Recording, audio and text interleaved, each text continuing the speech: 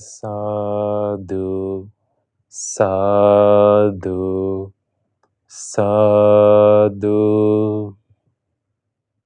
Namaskar veva Buduruvanate Samada Budu Himi Saranayami. Namaskar veva Damruvanate Samada Sadham Saranayami. Namaskar veva Sangaruvanate Samada Mahasangha Saranayami.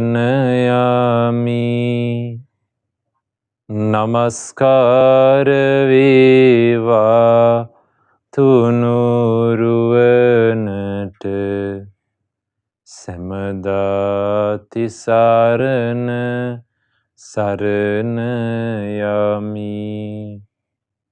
Sadhu, sadhu, sadhu. ප්‍රථමයෙන්ම අපට මේ උතුම් ධර්මය බොහෝම ආදරයෙන් කරුණාවෙන් පෙන්වලා දුන්න කියලා දෙන අපගේ ගුරු දේවෝත්තම කල්යාණ මිත්‍ර පින්වත් ලොකු ස්වාමින් වහන්සේට ඔබ අප හැම දිනාගේම නමස්කාරය වේවා. සාදු සාදු සාදු.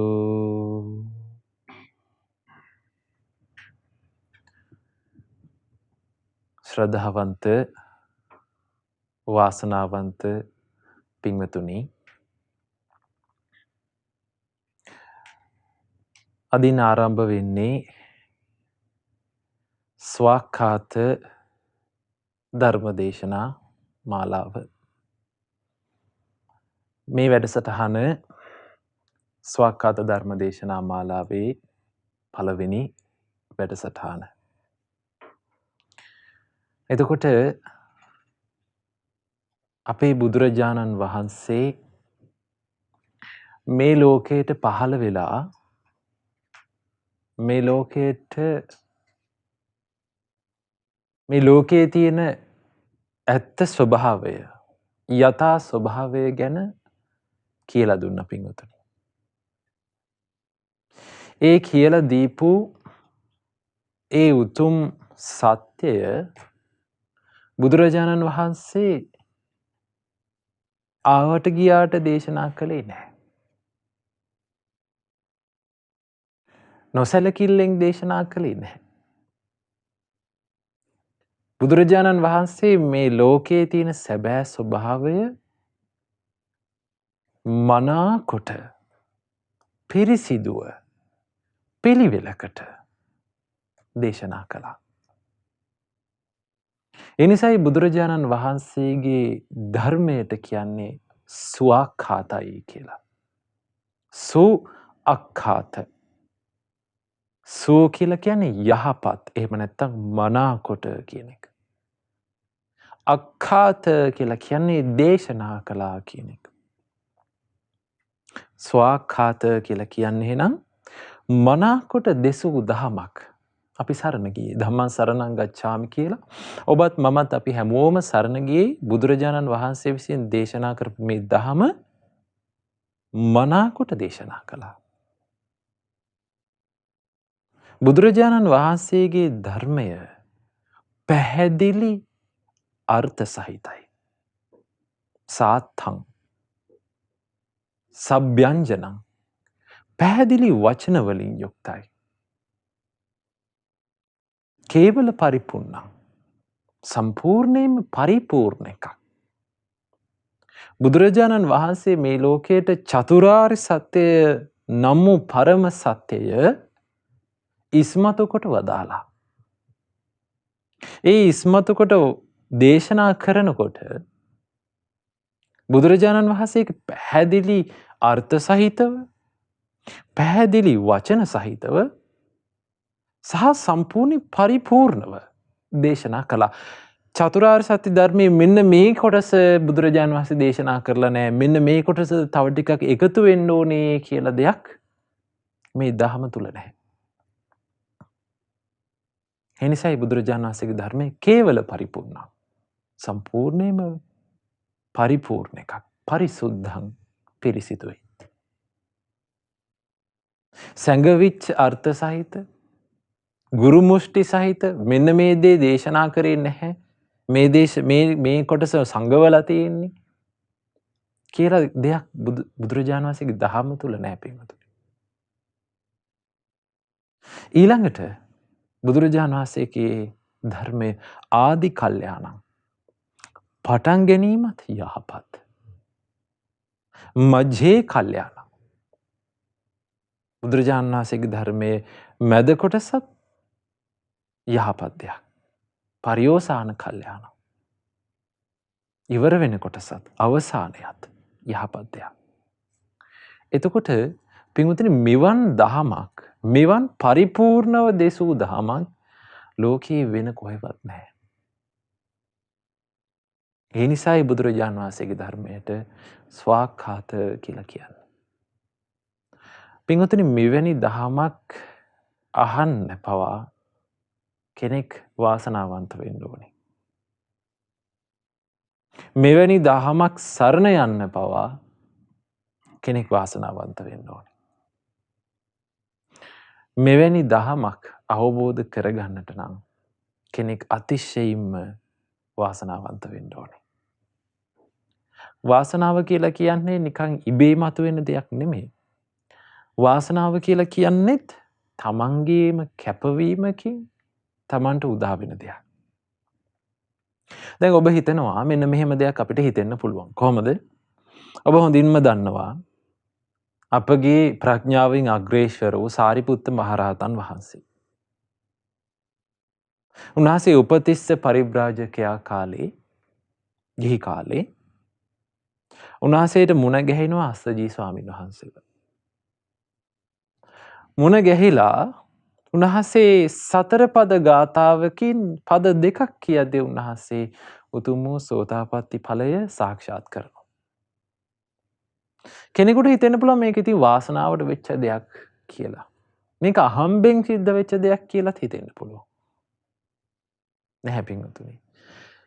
ඒ සතර පද ගාථාවකින් පද දෙකක් ඇහෙද්දී එවැනි ගැඹුරු දහමක් ෂණයකින් අවබෝධ කරගන්නට වාසනාව ලබන්නේ කල්ප ලක්ෂයක වෙච්ච මහන්සියක ප්‍රතිඵලයක් වශයෙන්. එහෙනම් වාසනාව කියලා කියන්නේ පින කියලා කියන්නේත් තමන්ගේ කැපවීමක ප්‍රතිඵලයක්. මහන්සියක ප්‍රතිඵලයක්. මහා ශ්‍රාවකයන් වහන්සේලා කල්ප ලක්ෂයක් තිස්සේ උන්වහන්සේලා මේ දහම පුරුදු කරනවා ධර්මය අවබෝධ කරගන්නට. එතකොට අපි මේ සරණ ගියපු මේ ධර්මය අපේ මේ කන් දෙකට ඇහෙන්න අපි ලොකු පිනක් කරලා තියෙනවා. අපි ගොඩක් වාසනාවන්තයි. මොකද මේ දහමේ විතරයි මේ ඉපදෙන මැරෙන ගමන නතර කරවන ක්‍රමයක් ගැන දේශනා කරන්නේ. බුදුරජාණන් වහන්සේගේ ධර්මය තුල පමණයි ඉපදෙන මැරෙන මේ ගමන නතර වෙන ක්‍රමයක් ගැන දේශනා කරන්නේ. එතකොට පින්වතුනි ඒ භව ගමන ඉපදෙන මැරෙන ලෙඩ වෙන මේ සසර ගමනට තිත තියන්න මේ සසර ගමනින් නිදහස් වීම කියන එකම අරමුණ සාක්ෂාත් කරවීම පිණිස තමයි බුදුරජාණන් වහන්සේලා මේ ලෝකෙට පහළ වෙන්නේත් ඒ ස්වාක්ඛාත වූ ධර්මයේ බුදුරජාණන් වහන්සේලා විසින් මේ ලෝකෙට ඉස්මතු කරලා දෙන්නේ සසරට වැටිලා ඉන්න අපේ මේ සත්වයාව සසර ගමනින් නිදහස් කරන එකම අරමුණේ. එතකොට බුදුරජාණන් වහන්සේ අපේ මේ ජීවිතයේ යථාර්ථය ඇත්ත කතාව තමයි පෙන්වලා දුන්නේ. අපේ මේ ජීවිතයේ යථාර්ථය අපේ ජීවිතයේ අපි මේ මොකද්ද වෙන්නේ? ඉපදෙන මැරෙන ගමනට හේතුව මොකද්ද? කියන එක ගැන බුදුරජාණන් වහන්සේ දේශනා කළා. ඊළඟට මේ අපිට ඇහෙන්න තියෙන, දකින්න තියෙන මේ දැනෙන ලෝකයේ ගැන බුදුරජාණන් වහන්සේ අපිට පෙන්නලා දුන්නා යථාර්ථය. බුදුරජාණන් වහන්සේ මේ දේ පෙන්නලා නොදෙන තාක් පින්වතුනි කිසිම කෙනෙකුට මෙවැනි දෙයක් අපේ මේ ලෝකයේ සිද්ධ වෙනවා කියන එක ගැන තේරුම් ගන්න හැකියාවක් තිබුණේ නැහැ. ඒ යථාර්ථය ඉස්මතු කරලා දෙන්න පුළුවන් වන්නේම සම්මා සම්බුදුරජාණන් වහන්සේ නමකට පමණයි. ඉතින් පින්වතුනි අද අපි ශ්‍රවණය කරන්න සූදානම් වෙන්නේ හරිම සුන්දර දේශනාවක්. මේ සුන්දර දේශනාව තුළ මේ ලෝකයේ තියෙන යථාර්ථය ගැන, සැබෑ ස්වභාවය ගැන බුදුරජාණන් වහන්සේ හරි අපූර්වට පෙන්වලා දෙනවා. මේ දේශනාවේ නම තමයි උපාදාය සූත්‍රය. මොකද්ද නම? උපාදාය සූත්‍රය. උපාදාය සූත්‍රය ඇතුළත් වෙන්නේ සංයුක්ත නිකාය 4 වෙනි පොත් වහන්සේගේ සලායතන සංයුත්තේ යෝගක්ඛේමී වර්ගය කියන වර්ගයට තමයි මේ උපාදාය සූත්‍රය ඇතුළත් වෙන්නේ. උපාදාය කියන වචනේ තේරුම තමයි හේතු කොටගෙන කියන තේරුම තමයි උපාදාය කියන වචනේ තේරුම. යමක් හේතු කොටගෙන කියන තේරුම තමයි තියෙන්නේ. එතකොට බුදුරජාණන් වහන්සේ මේ සූත්‍ර දේශනාවේදී මෙන්න මෙහෙම භික්ෂුන් වහන්සේලාගෙන් ප්‍රශ්නයක් අහනවා. කොහොමද? සාමාන්‍ය බොහෝ දේශනාවල පින්වතුනි බුදුරජාණන් වහන්සේ භික්ෂුන් වහන්සේලාගෙන් ප්‍රශ්නයක් අහනවා. පින්වත් මහණෙනි ඔබට මේ ගැන මොකද හිතෙන්නේ? පින්වත් මහණෙනි ඔබ මේ ගැන දරන අදහස මොකක්ද? කියලා බුදුරජාණන් වහන්සේ ප්‍රශ්නයක් අහලා තමයි දහම් කාරණාව ඉස්මතු කරන්නේ. බුදුරජාණන් වහන්සේ අහනවා කිස්මින්නකෝ භික්ඛවේ සති කිං උපාදාය uppajjati ajjattang sukha dukkhanti. බුදුරජාණන් වහන්සේ අහනවා පින්වත් මහණෙනි කුමක් ඇති කල්හිද කිස්මින්නකෝ සති කියලා කියන්නේ තියනවා කියන එක. කුමක් ඇති කල්හිද කිං උපාදාය කුමක් හේතු කොටගෙනද කුමක් හේතුවෙන්ද uppajjati ajjattang sukha dukkhanti තමන් තුළ තමාගේ ජීවිතය තුළ මේ ආධ්‍යාත්මික තමයයි සලකන මේ ජීවිතය තුළ සුඛ දුක්ඛ සැප දුක් හටගන්නේ කුමක් නිසාද කියලා බුදුරජාණන් වහන්සේ ස්වාමීන් වහන්සේලාගෙන් අහනවා. එතකොට ස්වාමීන් වහන්සේලා හරි අපූර්ව උත්තරයක් දෙන්නේ. මෙන්න මේ උත්තරය බොහෝ සූත්‍ර දේශනාවල තියෙනවා. බොහෝ සූත්‍ර දේශනාවල දැක ගන්න ලැබෙනවා. ස්වාමීන් වහන්සේලා කියා හිටිනවා බුදුරජාණන් වහන්සේට භගවම් මූලකානෝ භන්තේ ධම්මා ස්වාමීනි භාග්‍යතුන් වහන්සේ මේ ධර්මයේ තිබෙන්නේ භාග්‍යවතුන් වහන්සේ මුල් කරගෙනයි. භගවං නෙත්තිකා භාග්‍යවතුන් වහන්සේව ප්‍රධාන කොටගෙන තියෙන්නේ. ඊළඟට භගවම් පටිසරණ භාග්‍යවතුන් වහන්සේ පිළිසරණ කරගෙන තියෙන්නේ. ඇයි මෙහෙම කියන්නේ? දැන් අපි ගොඩාක් දේශනාවල මෙන්න මේ කියන කාරණා මේ විදිහට අහනවා. මොකද්ද? භගවම් මූලකානෝ භන්තේ ධම්මා භගවන් නෙත්තිකා භගවම් පටිසරණ ඔය විදිහට කියනවනේ. භාග්‍යවතුන් වහන්සේ මුල් කරගෙන තමයි මේ ධහම පවතින්නේ.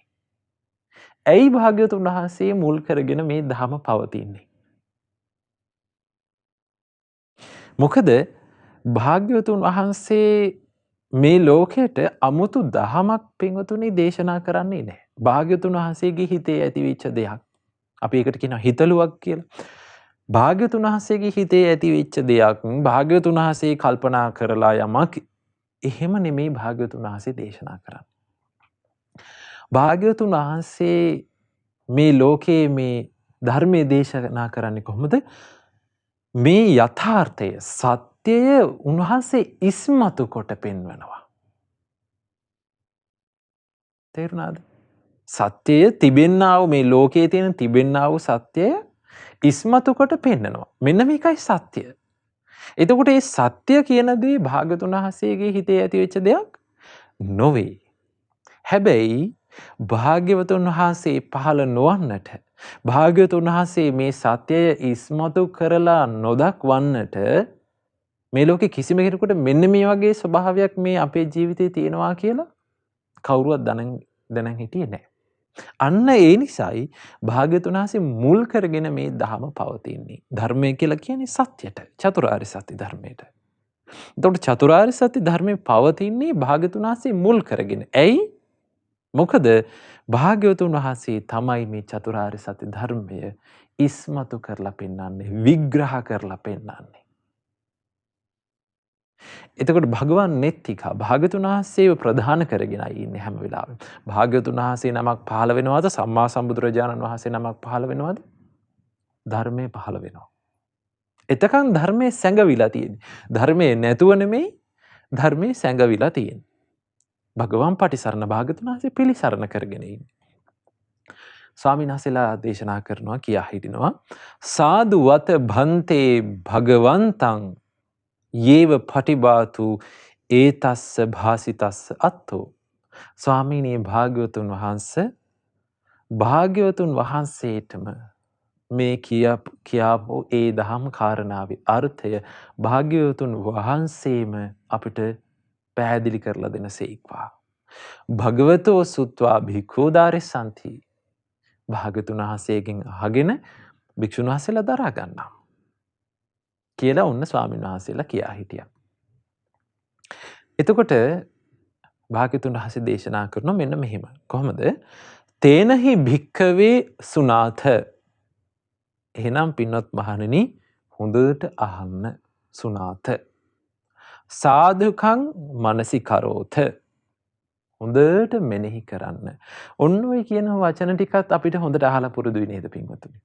සාමාන්‍යයෙන් බුදුරජාණන් වහන්සේ ඕනම ධර්ම දේශනාවකදී මේවැනි අවස්ථාවකදී බුදුරජාණන් වහන්සේ දේශනා කරන්නේ තේනහි භික්ඛවේ සුනාත. එහෙනම් පින්වත් මහණෙනි හොඳට අහන්න සුනාත. සාදුකං මනසිකරෝත. හොඳට මෙනෙහි කරන්න. අන්න බලන්න ධර්ම දේශනාවක් අහන්න ඕනි ක්‍රමය බුදුරජාණන් වහන්සේ ඉස්සෙල්ලා හඳුන්වා දෙනවා ශ්‍රාවකයාට. මොකක්ද හඳුන්වා දෙන්නේ? සුනාත. හොඳට අහන්න ඕනි. කොහොමද අහන්න ඕනි? බුදුරජාණන් වහන්සේ දේශනා කරනවා අට්ඨීකත්වා මනසිකත්වා සබ්බචේතසෝ සමන්නා හරිත්වා ඕහිතසෝතෝ ධම්මං සුනාති. අට්ඨීකත්වා අර්ථය තේරුම් ගන්න අදහසින් ධර්මය අහන්න ඕනි.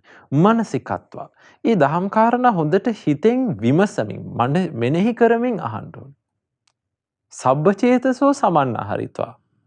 දැන් අර කලින් කාරණා දෙක අට්ඨීකත්වා මනසිකත්වා අර්ථය තේරුම් ගන්න අදහසිනුයි විමසමිනුයි ධර්මය අහනකොට වෙන දේ මොකද්ද? සබ්බචේතසෝ සමන්නා හරිත්වා මුළු හිතම ධර්ම දේශනාවට යොමු වෙනවා. ඕහිතසෝතෝ ධම්මං සුනාති. මුළු හිතම ධර්ම දේශනාවට යොමු කරගත්තු කෙනාට ඒ කෙනා කන් යොමාගෙන ධර්මය අහනවා. ඔන්න බණ අහන පිළිවෙල. දැන් අපිට බණ අහන්න ඔහම පුරුදු වෙලා නැහැනේ. දැන් සාමාන්‍ය පන්සලකට ගියත් ඊළඟට බණ ගෙදරකට ගියත් නේද? බණ අහනකොට අපි සාමාන්‍යයෙන් කොහොමද බණ අහන්නේ? අපි කියන කාරණේ අහගන්නවා. නේද?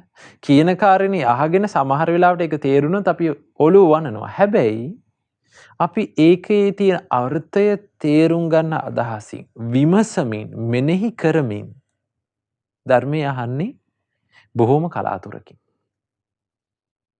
නේද? එහෙම නැත්තම් මොකද්ද කරන්නේ? හාමුදුරුවෝ බණ කියනවා අපි ඉඳගෙන ඉන්නවා. එහෙමනේ හිතන්නේ. එතකොට පින්වතුනි එහෙම නෙමෙයි ධර්මය අහන්න. හොඳට කන් යොමාගෙන විමසමින් අර්ථය තේරුම් ගන්න අදහසින් ධර්මය අහන්න. හැම ධර්ම දේශනාවක්ම අහන්න තමන්ගේ ජීවිතයට මොනවා හරි මං එකතු කරගන්නවා කියන අදහසින්. මේ කියන කාරණාවලින් මම මොනවා හරි දෙයක් කල්පනා කරන්න ජීවිතයේ ගුණධර්මයක් යහපතක් මං එකතු කරගන්නවා. මං අලුත් දහම් කාරණාවක් මේ කියන දේ ධර්ම දේශනාව තුලින් මං ඉගෙන ගන්නවා. කියලා අන්න ඒ උවමනාවෙන් ධර්මය අහන්න ඕනේ. අන්න ඒ උවමනාවෙන් ධර්මය අහන කෙනෙක්ගේ ස්වභාවය තමයි පින්වතුනි ඒ කෙනා කන් යොමාගෙන අහනවා. උවමනාවෙන් අහනවා. අහන කාරණා මතක හිටිනවා. ඇයි ඒ? උවමනාවෙන් අහපු නිසා. දැන් ඔබ කැමතිම සින්දුව ඔබට මතක නැද්ද? මුල ඉඳන් අගටත් අග ඉඳන් මුලටත් මතක නැද්ද? මතකයි. ඕන වෙලාවක ඒ සින්දුවක් කියන්න බැරි නැද්ද? පුළුවන්. ඇයි ඒ? අපි උවමනාවෙන් ආසාවෙන් කැමැත්තෙන් ආදරයෙන් අපි මේ දේවල් අහපු නිසා. එහෙනම් බණ ඇහුවට ස්වාමින් වහන්සේ මතක හිටින්නේ නැහැ. මේ අහලා මේ අමතක වෙනවා. ඒ කියන කාරණාවල පිටිපස්සේ තියෙන මොකද්ද? කෙනෙක් උවමනාවෙන් ආසාවෙන් අර කියන කාරණාත් එක්ක ධර්මය අහලා නැහැ කියන එක. තේරුණාද? එතකොට ඔන්න විදිහට තමයි බණ අහන්න. සුණාත සාදුකං මනසිකරවත. හොඳට මෙනෙහි කරන්න. භාසිස්සාමීති. මම ඔබට කියලා දෙන්නම්. ඔන්න බුදුරජාණන් වහන්සේ අහනවා. දැන් ප්‍රශ්නේ මොකද්ද? ඉතල ප්‍රශ්නේ අපි තේරුම් අරගෙන ඉමු.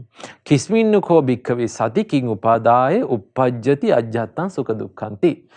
පින්වත් මහණෙනි කුමක් ඇති කල්හිද කුමක් හේතු කරගෙනද මේ ජීවිතේ සැප දුක ආධ්‍යාත්මික සැප දුක උපදින්නේ? ආධ්‍යාත්මික කියලා කියන්නේ තමන්ගේ ජීවිතේ තමායයි සලකන මේ ජීවිතේ තුල තියෙන දෙයකට කියනවා ආජ්ජත් නැත්නම් ආධ්‍යාත්මික කියලා. එතකොට බුදුරජාණන් වහන්සේ දේශනා කරන ඔන්න කොහොමද මේ සැප දුක ඇති වෙන්නේ? දැන් අපේ ජීවිතේ ඔන්න ඔය සැප දුක කියන දේ ඇති වෙන්නේ නැද්ද? ඇති වෙනවන්නේ. දැන් සමහර වෙලාවට දැන් ජීවිතේ අපි හැම වෙලාවෙම අපේ ස්වභාවය තමයි පින්වතුනි අපි සැප බලාපොරොත්තු වෙමින් ඉන්නේ. නේ? අපි සනීපෙට සතුටෙන් hina වෙලා හැමදේම හොඳට සිද්ධ වෙනවා නම් ඒක තමයි අපේ ජීවිතේ බලාපොරොත්තුව. නේද? හැමදේම හොඳින් සිද්ධ වෙනවා නම් හොඳයි. හැබැයි ජීවිතය කියන්නේ සැප විතරක් තියෙන දෙයක් නෙමෙයි.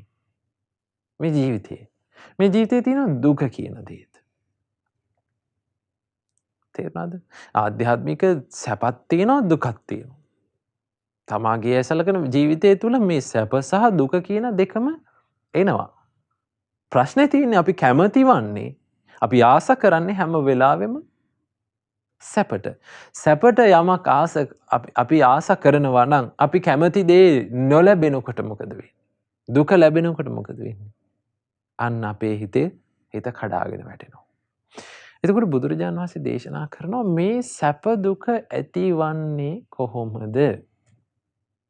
ඔන්න බලන්න මේ අපේ ජීවිතේ තියෙන යථාර්ථය. මොකද්ද යථාර්ථය? චක්කුස්මින් කෝ භික්ඛවේ සති චක්කුං උපාදාය uppajjati ajjattan sukha dukkhaං. ඇස ඔන්න බුදුරජාණන් වහන්සේ දේශනා කරන පින්වත් මහණෙනි ඇස ඇති කල්හි ඇස හේතු කරගෙන චක්කුං උපාදාය uppajjati ajjattan sukha dukkhaං. ඇස ඇති කල්හි ඇස හේතු කරගෙන මේ ජීවිතේ ආධ්‍යාත්මික සැප දුක හට ගන්නවා. මොකක් හේතු කරගෙනද සැප දුක හටගන්නේ? ඇස හේතු කරගෙන. මොකද්ද ඇහැ කියලා කියන්නේ? ඔන්න ඔතනින් අපි තේරුම් ගන්න ඕනේ ඇහැ කියන්නේ මොකද්ද කියලා. ඇහැ කියලා කියන්නේ පේන දෙයට. නේද? ඇහි ස්වභාවය මොකද්ද? පේනවා. නේද? ඇහෙන් සද්ද අහන්න පුළුවන්ද? බෑ. ඇහෙන් ගඳ සුවඳ දැනගන්න පුළුවන්ද? බෑ. ඇහි තියෙන ප්‍රයෝජනේ ඇහෙන් සිද්ධ වෙන ක්‍රියාවලිය මොකද්ද? පේන එක. නේද? එතකොට පේන්නේ කොහොමද කියන එක ගැන දැනගන්න ඕනේ ඉස්සෙල්ලා. කොහොමද පේන්නේ? ඔන්න බුදුරජාණන් වහන්සේ දේශනා කරන කොහොමද අපිට පේන්නේ? යමක් දැන් අපිට ඇහැට පේන්න නම් කාරණා දෙකක් තියෙන්න ඕනේ. ඉස්සෙල්ලාම. මොකද්ද? ඇහැට පේන්න නම් ඉස්සෙල්ලා ඇහැ තියෙන්න ඕනේ. වැඩ කරන ඇහැක් තියෙන්න ඕනේ. ඊළඟට මොකක්ද තියෙන්නේ? රූපයක් තියෙනවා. රූපයක් නැත්තම් පේන දෙයක් තියෙනවද? පේන දෙයක් නැහැනේ. නේද? ඇහැක් තියෙන්නත් ඕනේ, රූපයක් තියෙන්නත් ඕනේ. එතකොට බුදුරජාණන් වහන්සේ දේශනා කරනවා ඇසත් රූපත් කියන දෙකම එකතු වෙන නිසා මොකද්ද හටගන්නේ? ඇසේ විඥාණය හටගන්නවා. මොකද්ද? ඇසයි රූපයයි එකතු වීමෙන් මොකද්ද ඇතිවන්නේ?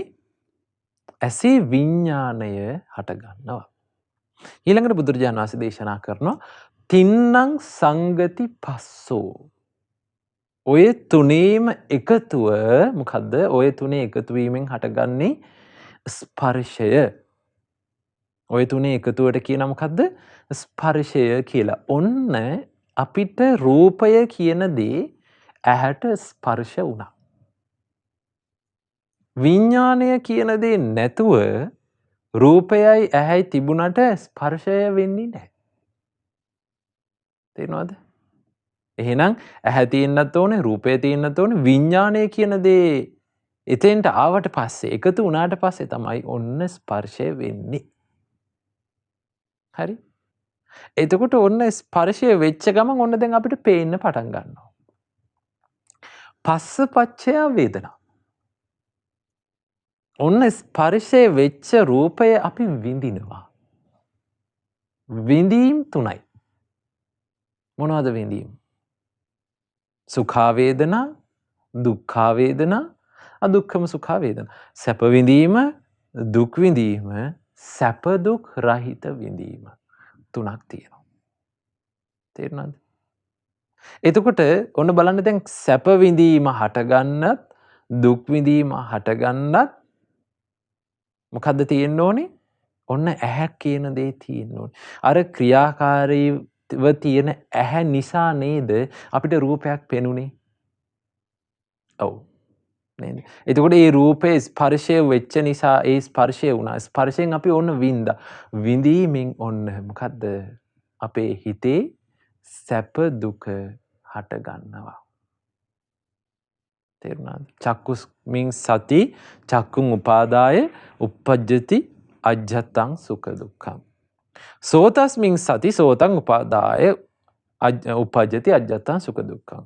කන කියන දේ ඇති කල්හි කන හේතු කරගෙන uppajjati ajjatang sukha dukkam. තමන්ගේ සැප දුක හටගන්නේ කන හේතු කරගෙන. ඊළඟට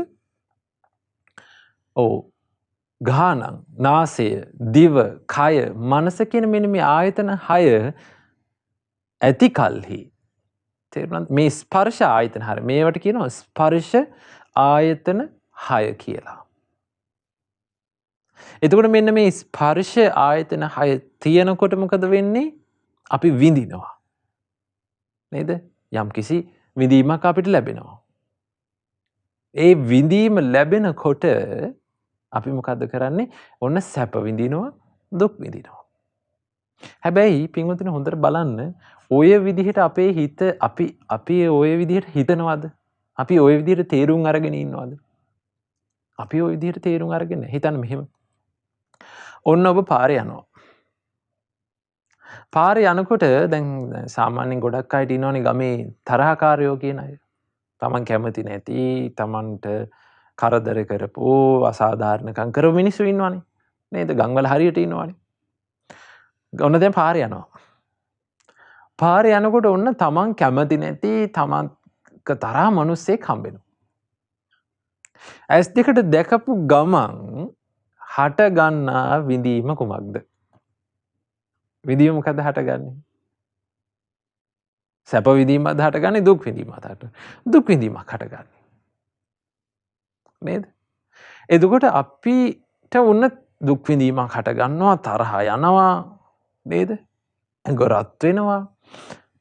ඒ වෙලාවට අපි හිතන්නේ මේ තරහ කියන දේ මේ කියන දේ අර මිනිස්සයා තුල තියෙන දෙයක් කියලානේ. අපේ මේ හිතේ ඇති වෙන තරහ කියන දේ අර මිනිස්යා තුල තියෙන දෙයක් කියලානේ.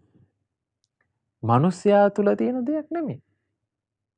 තරහ කියන දේ, වෛරය කියන දේ, කේන්තිය, ගැටීම, පලිගැනීම මේ හැමදේම ඇති වෙන්නේ කොහෙද? මේ හැමදේම ඇති වෙන්නේ හිතේ. නේද? ඔන්න ඇසක් තිබුණා, රූපයක් තිබුණා. දැන් ඒ දෙක තිබුණා කියලා අපිට තරහ ඇති වෙනවද? තරහ ඇති වෙන්නේ නැහැ. විඥානය පහළ වුණා. ඔන්න අපි දැනගත්තා. හරි? ඔන්න ස්පර්ශ වුණා. ස්පර්ශ වුණාට පස්සේ ඔන්න අපි විඳිනවා. ඒ විඳීම අපිට දුක් විඳීමක්. තේරුණාද? අපි දන්නේ නැහැ මේ විඳීම හැතගන්නේ අපේ හිතේ ඇතුලේ කියලා. මේ ඇතුලේ කියලා. නේද? මේ විඳීම හටගන්නේ ඇතුලේනේ. ඒ දුක් විඳීමත් එක්ක අපි ඒ දුක් විඳීමට අපි කැමති නෑනේ. එතකොට මේ ඇතුලේ තියෙන දුක් විඳීමට අපි කැමති නැති නිසා මොකද කරන්නේ? අපි මේ මිනිස්සයාට බයින්න හදනවා. අපි හිතන්නේ මේ මිනිස්සයා තමයි මේ දුක් විඳීම ඇති කරේ කියලා. නෑ. දුක් විඳීම හටගත්තේ ඇතුලේ. තේරුණාද? එතකොට ඔන්න ඇහැට රූප පේන විදිහ. සැප දුක හට ගන්නා විදිහ. ඊළඟට කනට ඇහෙන ශබ්ද කවුරු හරි බනිනවා. හරි? බැන්නට පස්සේ ඔන්න දැන් මේ බනින වචන ටික මොකද වෙන්නේ අපිට ඇහෙනවා. කොහොමද ඇහෙන්නේ? කනත් ශබ්දයත් එකතු වීමෙන් කනේ විඥානය හටගන්නවා. තින්න සංගති පස්සෝ. ඔය තුනේ එකතු වීම ස්පර්ශය. පසපච්චය වේදනා. ඔන්න අපි විඳිනවා. නේද? එතකොට ඔය විදිහට අපි කනෙන් විඳිනකොට අපිට ඕන කවුරු හරි බයිනකොට ඕන අපිට තරහ යනවා. නේද? තරහ ගියපාම අපි හිතන්නේ මේ වචන ටික ආවේ අර මිනිස්යාගෙන් කියලා. මේ තරහ කියන දේ මේ දුක් විඳීම තිබුණේ අර මිනිස්යාගේ තුල කියලා. අර ඒ මිනිස්යාගේ තුල නෙමේ දුක් විඳීම තියෙන්නේ. දුක් විඳීම හටගන්නේ තරහ හටගන්නේ සැප දුක මේ හැමදේම හටගන්නේ මේ ඇතුලේ. තේරුණාද? මේ ඇතුලේ හටගන්නේ. දැන් හිතන්නකො මෙහෙම ඔන්න ඔබත් එක්ක තරහ වෙච්ච මිනිස්සෙක් ඉන්නවා. හරි. එතකොට ඔන්න මේ මිනිස්යාව දැක්කම අපිට තරහක් ඇති වෙනවා දුකක් ඇති වෙනවා. ඔන්න කාලෙකදී මේ මිනිස්සයා අපිත් එක්ක යාළු වෙනවා. හරි? කාලෙකදී මේ මිනිස්සයා අපිත් එක්ක යාළු වෙලා හිතවත් වෙලා බොහොම හිතවත් කෙනෙක් බවට පත් වෙනවා. දැන් රූපේ වෙනස් වුණාද? රූපේ වෙනස් වුණෙත් නැහැ. නේද? ඊළඟට ඇහැ වෙනස් වුණාද? ඇහැ වෙනස් වුණේ නේ. දැන් අපි දකින්න කෙනාමනේ. හැබැයි අපේ තියෙන විඳීම වෙනස් වුණා. එහෙනම් විඳීම කියන දේ ඇතිවන්නේ කොහෙද? හිතේ. මිනිස්සයා තුල නෙමෙයි.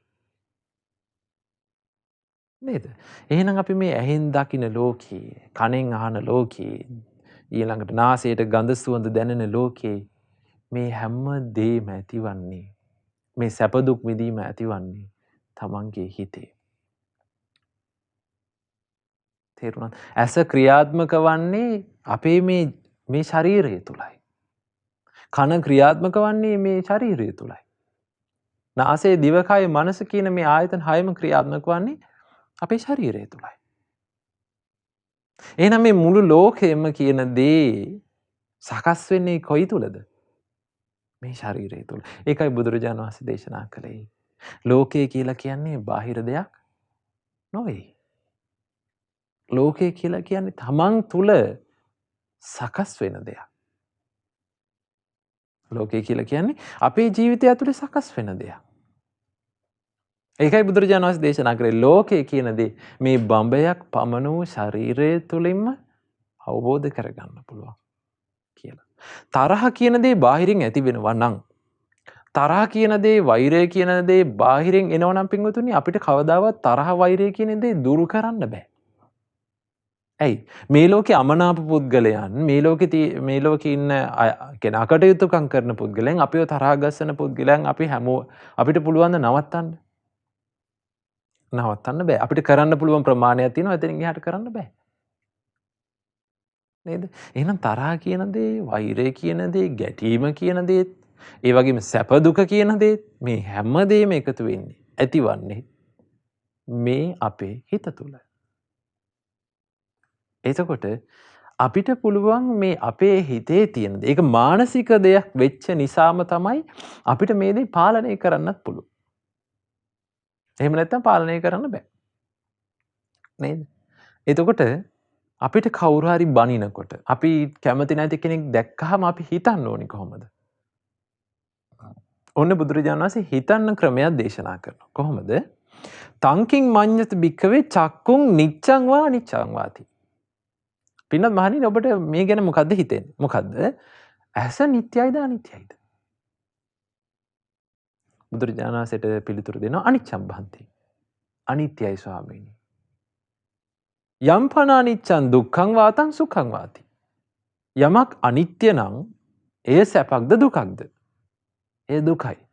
දුක්ඛම් භන්ති. යම් පන අනිච්ඡං දුක්ඛං විපරිණාම ධම්මං අපිනුතං අනුපාදාය uppajjaya ajjattං සුඛ දුක්ඛන්ති. යමක් අනිත්‍ය නම් දුක නම් වෙනස් වෙන ස්වභාවයෙන් යුක්ත නම් ඒ උපාදාන වශයෙන් නොගෙන සිටි කල්හි ආධ්‍යාත්මික සැපයක් උපදිනවාද කියලා අහනවා. ඒ කියන්නේ මොකද්ද? ඔන්න ඒක තේරුම් ගන්න ඕනේ. මොකද්ද? ඔන්න බුදුරජාණන් වහන්සේ දේශනා කරනවා ඇස නිට්ටයද අනිත්‍යද? අනිත්‍යයිනේ. නේද? ඇස කොහොමද අනිත්‍ය වෙන්නේ? ඔන්න දැන් ඔන්න ස්පර්ශ ආයතන ඇස නම් වූ ස්පර්ශ ආයතනේ කොහොමද අනිත්‍ය වෙන්නේ? ඇස නම් වූ ස්පර්ශයේ ආයතනය කියන දේ හේතුන්ගෙන් හටගත්තු දෙයක්. කොහොමද හේතුන්ගෙන් හටගන්නේ?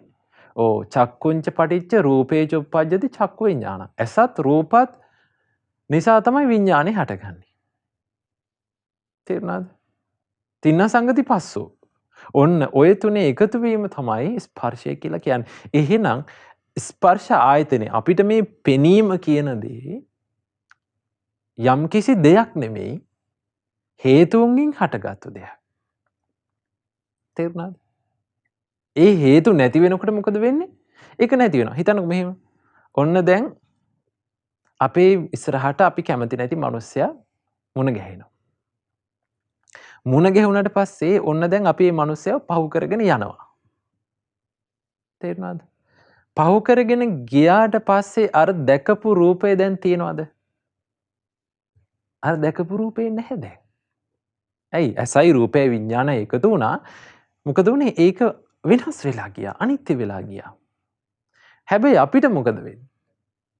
අපි ඇහැ රූපය විඥානය එකතු වෙලා ඒක අපි දැනගත්තට පස්සේ අර දුක අර හිතේ ඇතිවෙච්ච දුක ආයෙත් සකස් කර කර ආයෙ හිතනවා. ඒකයි මේ මිනිස්සයා පහුවෙලා ගියාට පස්සෙත් අපි තරහෙන් පුපුර අපේ ගමන යන්නේ.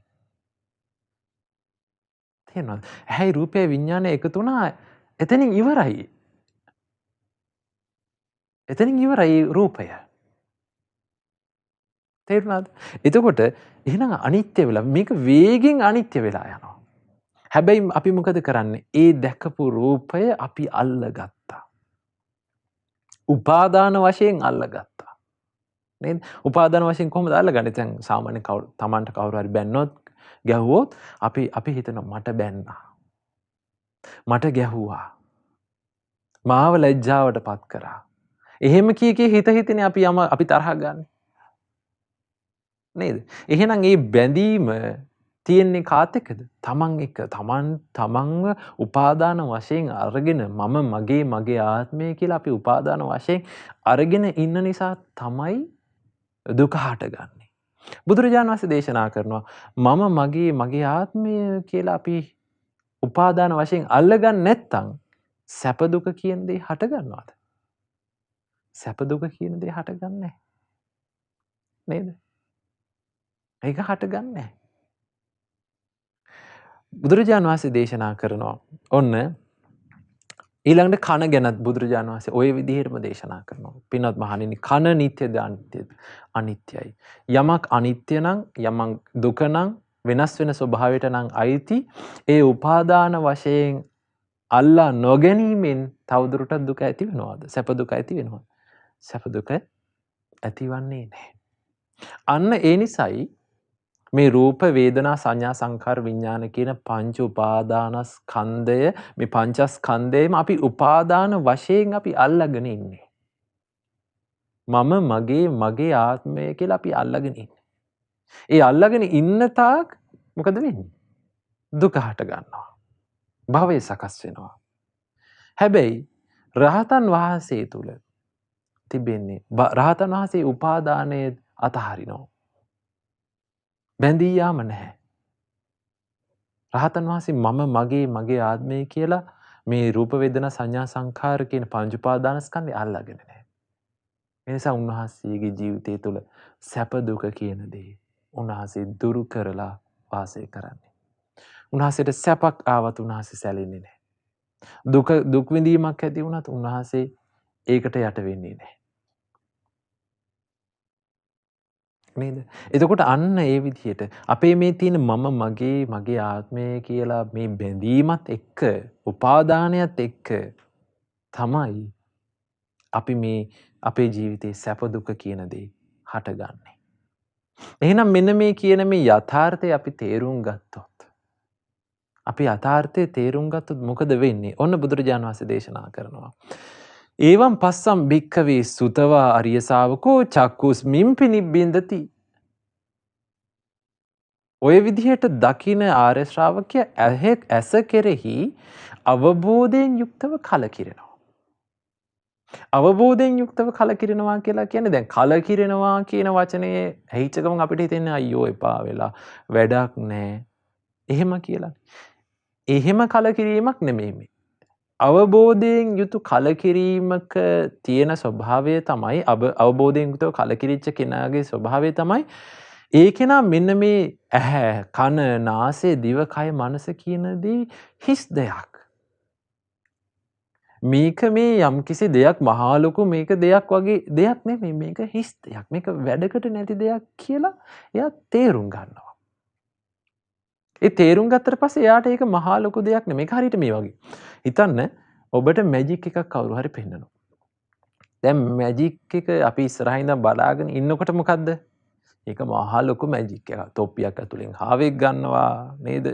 කුඩයක් ඊළඟට මල් පොකුරක් කරනවා නේද? බිත්තරයක් ඇතුලෙන් ලේන්සුවක් ගන්නවා. ওই විදිහට එක මැජික් තියෙනවනේ. දැන් ඒක බලාගෙන ඉන්න තාක් ඉස්සරහා ඉඳන් මැජික් එක කොහොමද වෙන්නේ කියලා දන්නේ නැති තාක් ඒක ලොකු මැජික් එකක් අපිට.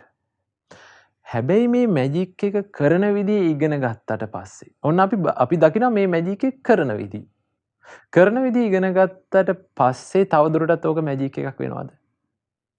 තවදුරටත් ඕක මැජික් එකක් වෙන්නේ. මොකද හිතෙන්නේ අයියෝ මේකේ වෙන්නේ ඕන්න මේ දේනේ මේ විදිහේ ඕක වෙන්නේ කියලා මොකද වෙන්නේ? මේක හිස් දෙයක්. මේක වැඩකට නැති දෙයක් කියලා අපිට තේරුම් යනවා. අවබෝධයටපත් වුණාමත් ඔහොමයි.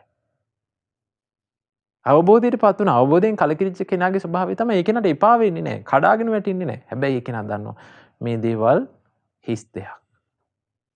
මේ දේවල් අනිත්‍ය වෙලා යන දෙයක්. මේ මම කියලා දෙයක් මේ තුල ගන්න නැහැ. කියලා ඒ කෙනා දකිනවා. එතකොට ආයතන 6 ගැනම ওই විදිහට දකිනවා. ඊළඟට බුදුරජාන් වහන්සේ දේශනා කරනවා ඔය විදිහට අවබෝධයෙන් කලකිරෙනකොට නිබ්බිද්දං විරජ්‍යති. මේක ගැන ආසාවක් ඇති වෙන්නේ නැහැ. විරාගා විමුච්ඡති. ආසාවක් නැති වෙච්ච ගමන් සිත නිදහස් වෙනවා. විමුත්තස්මින් විමුත්තമിതി ඥානං හෝති. අවබෝධයෙන් කලකිරලා හිත නිදහස් වුණාට පස්සේ මගේ හිත මේ තියෙන මේ හිස් දෙයින් නිදහස් වුණා කියලා ඒ කිනාට තමන් තුළින්ම අවබෝධය ඇති වෙනවා. ඊළඟට බුදුරජාණන් වහන්සේ දේශනා කීනා ජාති වුසිතං බ්‍රහ්මචර්යං කතං කරණීයං නාපරං ඉත්තත්ථායාති පජානාති. ඉපදීම ෂය වෙනවා.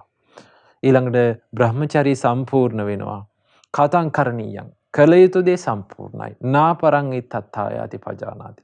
තවදුරටත් කරන්න දෙයක් නැහැ කියලා ඒ අවබෝධ කරපු කෙනා තුළින්ම ඒ කෙනා අවබෝධ කරනවා. එතකොට පින්වතුනි මේ දහමේ අවබෝධ කරන්න තියෙන මහා ලොකු දෙයක් නෙමෙයි. මහා අద్භූත දෙයක් නෙමෙයි. කොහෙවත් තියෙන දෙයක් නෙමේ. අපිට මේ ඇස් දෙකට පේන රූපය. අපේ මේ ඇහැ ගැන රූපය ගැන තමයි අවබෝධ කරන්න තියෙන්නේ. මේ කනට ඇහෙන සද්දය ගැන තමයි අවබෝධ කරන්න තියෙන්නේ. මේ නාසයට දැනෙන ගඳ සුවඳ මේ අපි මේ ස්පර්ශ ආයතන 6න් අපි එකතු වෙන මේ ලෝකය ගැන අවබෝධ කරගන්න තියෙන්නේ. එහෙනම් ලෝකය කියන දේ තමන් ළඟම තියෙනවා. අපි හිතන් ඉන්නේ වෙන කොහෙවත් දුරයි මෙහෙමයි කියලා. නැහැ. නිවන කියන දේ කොහෙවත් තියෙන දෙයක් නෙමෙයි.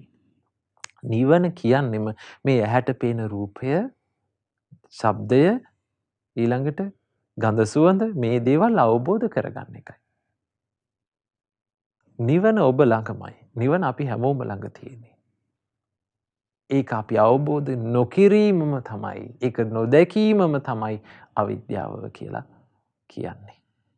ඒ නිසා පින්වතුනි මෙන්න මේ විදිහට මේ ජීවිතයේ යථාර්ථය දකින්න ඕනේ. ඉතින් පින්වතුනි මෙවැනි දෙයක්, මෙවැනි ධර්මයක් බුදුරජාණන් වහන්සේට ඇරෙන්න වෙන කිසිම කෙනෙකුට මේ ලෝකේ පෙන්වලා දෙන්න පුළුවන් කමක් නැහැ. ඒකයි බුදුරජාණන් වහන්සේලා මේ ධර්මය පිරිසිදුව පිළිවෙලකට හරි ආකාරව එක වචනයක්වත් අඩු නැතුව මේ ලෝකෙට දේශනා කරන්නේ. එනිසායි මේ ධර්මයට ස්වාක්ඛාත කියලා අපි කියන්නේ. ඉතින් මේ ස්වාක්ඛාත වූ බුදුරජාණන් වහන්සේගේ ධර්මයට ඔබ අප හැම දෙනාගේම নমස්කාරය වේවා.